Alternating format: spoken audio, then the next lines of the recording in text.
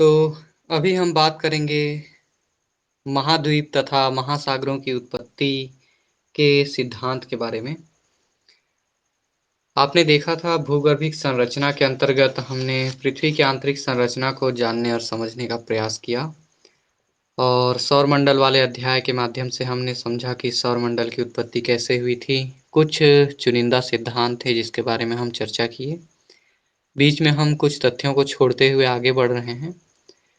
आज मैं आपको बताऊंगा, एक हल्का सा झलक दिखाऊंगा कि महाद्वीप एवं महासागर हमारी पृथ्वी पर जो पाए जाते हैं। आपको ज्ञात होगा 7 महाद्वीप और 4 महासागर और कुछ अन्य सागर, उनके साथ बहुत सारी खाड़ियाँ। इस प्रकार से जल और स्थल भागों का एक तुलनात्मक अनुपात पाया जाता है हमारी पृथ्वी पर। इसकी उत्पत्ति कब हुई थी, कैसे हुई थी और ये किस तरीके से अपने वर्तमान स्वरूप में आए, तो इन सभी को हम थोड़ा-सा आज हल्का सा एक झलक देखेंगे इसका सरसरी निगाह से। और पृथ्वी की उत्पत्ति तथा पृथ्वी के अंतर्गत महाद्वीप तथा महासागरों की उत्पत्ति कैसे हुई थी, तो इनकी उत्पत्ति को लेकर कुछ सिद्धांत रखे गए हैं भूगोल विषय में। इन सिद्धांतों पे थोड़ा-सा हम चर्चा करेंगे और देखते हैं कि क्या-क्या बातें कही गई हैं। सबसे पहले मैं आपको बता दूं कि हमारी पृथ्वी पर जो महाद्वीपों की संख्या है वो 7 है। और ये 7 महाद्वीप कौन-कौन से हैं, क्रमशः हम देख लेते हैं। उसके बाद हम इसकी उत्पत्ति से संबंधित सिद्धांत पे चर्चा करेंगे।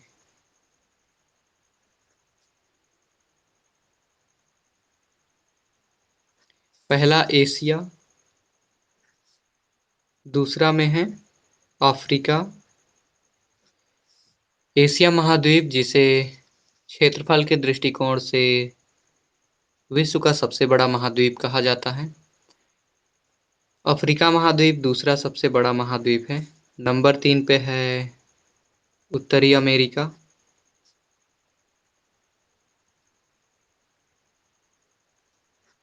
वहीं नंबर 4 पे है दक्षिणी अमेरिका।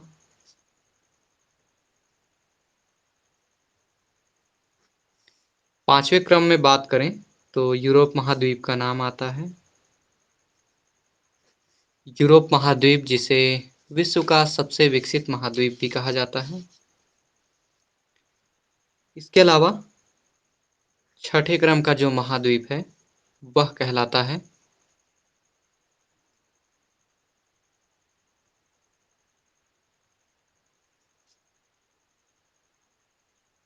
ऑस्ट्रेलिया। ऑस्ट्रेलिया के बाद एक अंतिम महाद्वीप है जिसे हम अंटार्कटिका कहते हैं।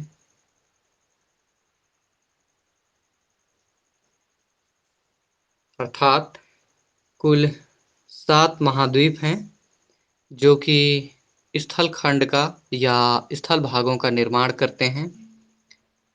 इसके ठीक विपरीत दूसरी ओर अगर हम देखें कि पृथ्वी पर महाद्वीपों अर्थात स्थल भाग के अलावा जो महासागर हैं वो कितने हैं।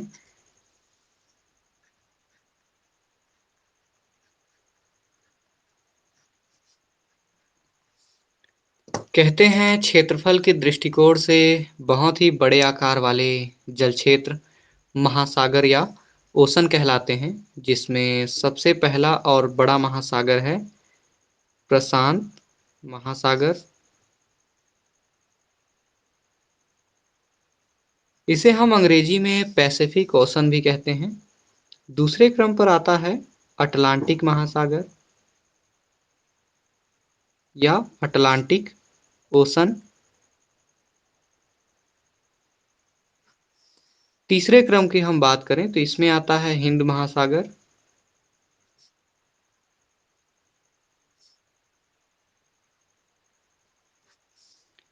कहा जाता है कि प्रशांत महासागर क्षेत्रफल के दृष्टिकोण से विश्व का सबसे बड़ा महासागर है, दूसरे क्रम पर अटलांटिक महासागर और तीसरे पर हिंद महासागर का नाम आता है।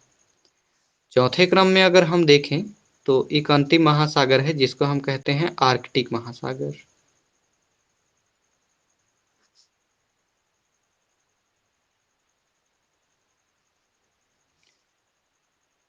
तो इस तरीके से कहा जाता है कि ये चार महासागर हैं जो मुख्य रूप से जल भाग का या जल क्षेत्र का निर्माण करते हैं। और आपको मैंने पहले भी बताया है कि हमारी पृथ्वी पर जो जल और स्थल का अनुपात है,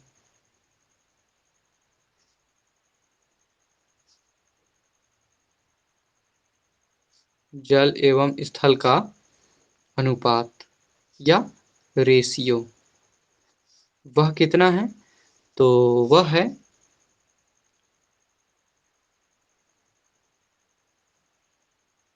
जल 71% और स्थल 29%। अर्थात पृथ्वी के धरातल पर हम देखेंगे 71% हिस्से पर जल का विस्तार है और 29% हिस्से पर स्थल भाग का विस्तार है। और इस तरीके से पृथ्वी के ऊपरी धरातल का ये निर्माण करते हैं।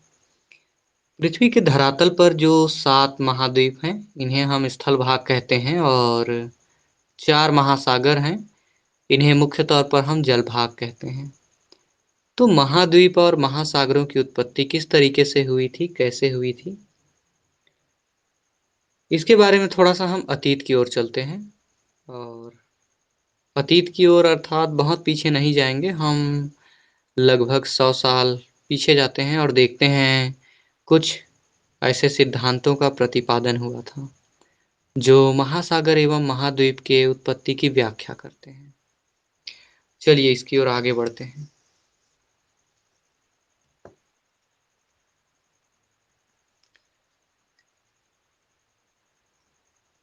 सबसे पहले हम देखते हैं आरंभिक सिद्धांत।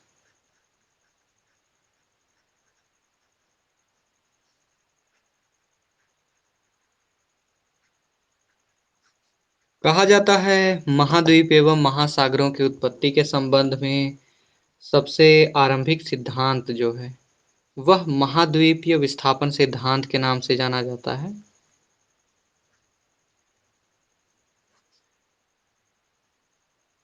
महाद्वीपीय विस्थापन सिद्धांत।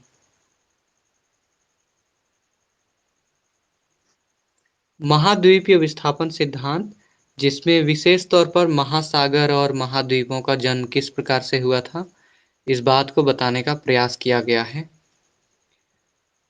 सबसे पहले इसका सूत्रपात या आरंभ हम देखते हैं।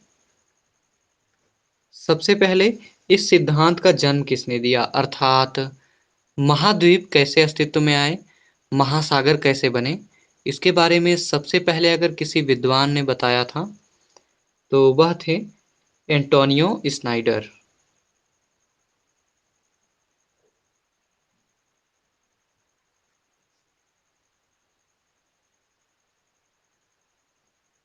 कहा जाता है एंटोनियो स्नाइडर नाम के वह जलवायुवेत्ता थे या भूगोलवेत्ता थे, जिन्होंने सन 1858 1858 में सिद्धांत का प्रतिपादन किया था, अर्थात महाद्वीपीय विस्थापन सिद्धांत का आरंभ किया था एंटोनियो स्नाइडर नाम के विद्वान ने सन 1858 में। इस तरीके से हम देखते हैं कि एक सिद्धांत का जन्म होता है। इसके बाद हम आगे बढ़ते हैं।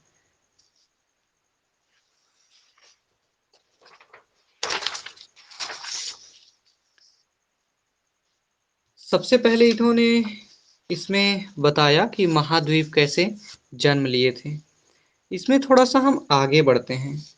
तो सन 1905 की बात करें। 1905 में एक प्रसिद्ध भूगोलवेत्ता थे, जिसको हम कहते हैं F B Taylor. F B Taylor. इन्होंने भी सिद्धांत का प्रतिपादन किया।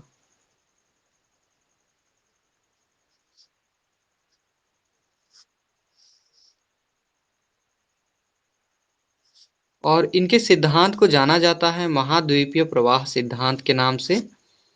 यह सिद्धांत भी महाद्वीप एवं महासागरों की उत्पत्ति को लेकर दिया गया था।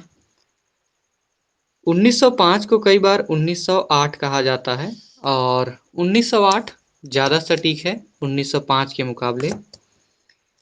इसके बाद हम आते हैं एक और सिद्धांत पर, अर्थात एक संशोधित रूप दिया गया 1858 में जिस सिद्धांत को एंटोनियो स्नाइडर ने प्रतिपादित किया, उसका सुधरा हुआ रूप F.B. टेलर ने 1908 में दिया था।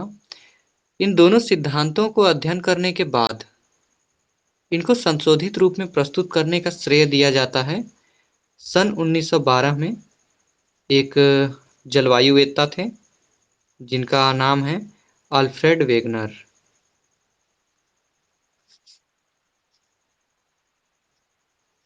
अल्फ्रेड वेगनर महोदय ने एक सिद्धांत का प्रतिपादन किया जो ये दोनों सिद्धांतों का मिला-जुला और सुधरा हुआ रूप था, जिसे हम कहते हैं महाद्वीपीय विस्थापन सिद्धांत।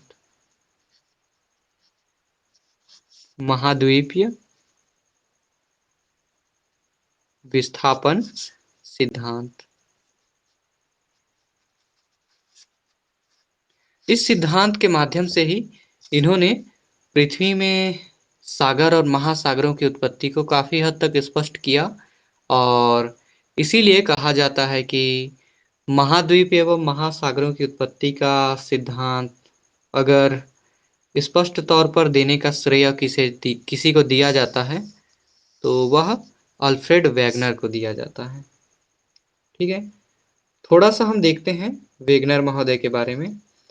तो वेगनर महोदय ने इस सिद्धांत को 1912 में तो दिया था, लेकिन कहते हैं इसका एक संशोधित रूप आया और बेहतर तरीके से सुधार के इन्होंने अपने सिद्धांत को प्रस्तुत किया था। वह किया था 1924 में। कहा जाता है 1912 का समय वह समय था जब प्रथम विश्व युद्ध चल रहा था।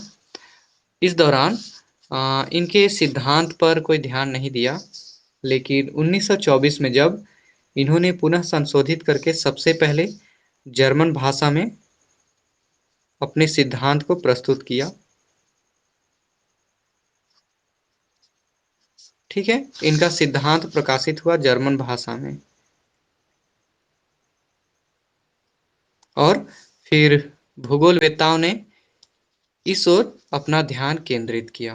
ठीक है, पहले जर्मन भाषा में और बाद में अंग्रेजी भाषा में।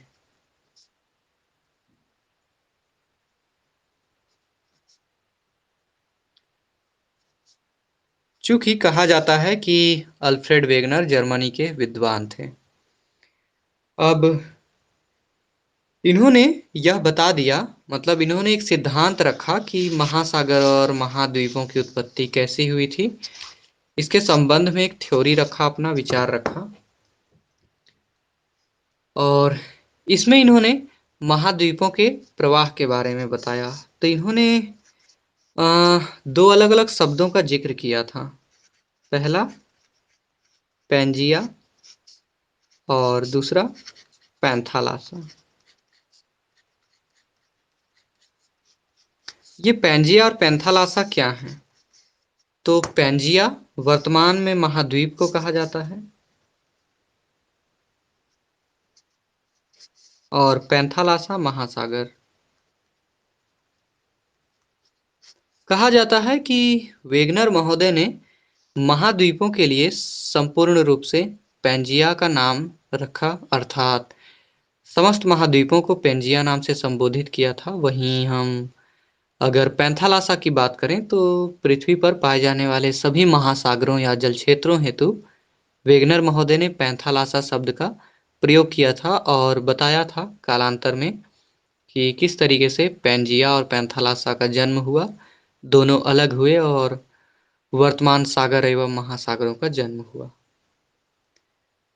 चलिए, इसके अलावा हम इनके सिद्धांतों की चर्चा जरूर करेंगे, लेकिन उससे पहले देख लेते हैं कि पृथ्वी पर उत्पत्ति के जो पृथ्वी पर महाद्वीप एवं महासागरों की उत्पत्ति हुई तो उसके संबंध में इनके अतिरिक्त और कौन-कौन से सिद्धांत थे?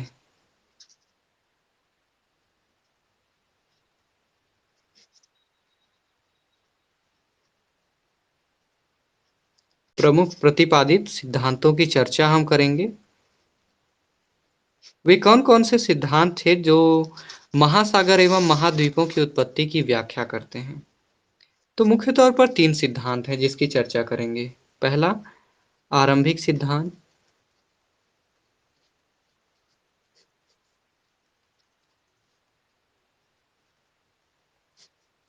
आरंभिक सिद्धांत के अंतर्गत मुख्य तौर पर जो शामिल सिद्धांत हैं आरंभिक सिद्धांत में सबसे पहले कहते हैं कि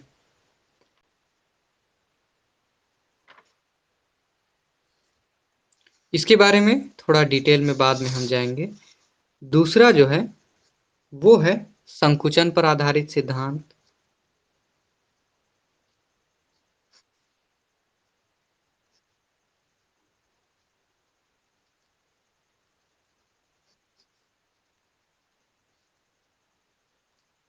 संकुचन पर आधारित सिद्धांत। वहीं अगर हम तीसरे सिद्धांत की बात करें जो कि सबसे महत्वपूर्ण है, यह है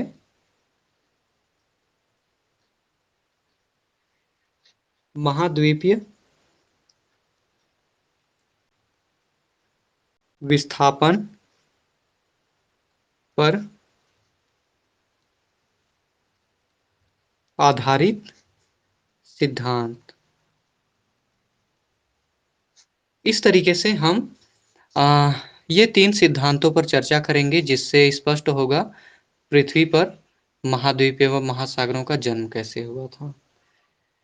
तो इसके आगे का जो हमारा क्लास है वो अगले वीडियो के रूप में आएगा। आज की वीडियो में इतना ही रहेगा। उम्मीद है आपको यह वीडियो बहुत पसंद आएगा। आप सभी वीडियो के नीचे कमेंट बॉक्स पे अपना कमेंट अवश्य दर्ज कराएं और कोई भी आपको आज के इस वीडियो में लेक्चर में अगर कहीं कोई समस्या आई हो तो आप मुझे कमेंट बॉक्स पे कमेंट करें। चलिए हम अगले वीडियो में इसके आगे का हिस्सा देखेंगे जिसमें मैं आपको बताऊंगा वेगनर महोदय का महाद्वीपीय विस्थापन सिद्धांत। तो मिलते हैं अगले वीडियो में। नमस्कार।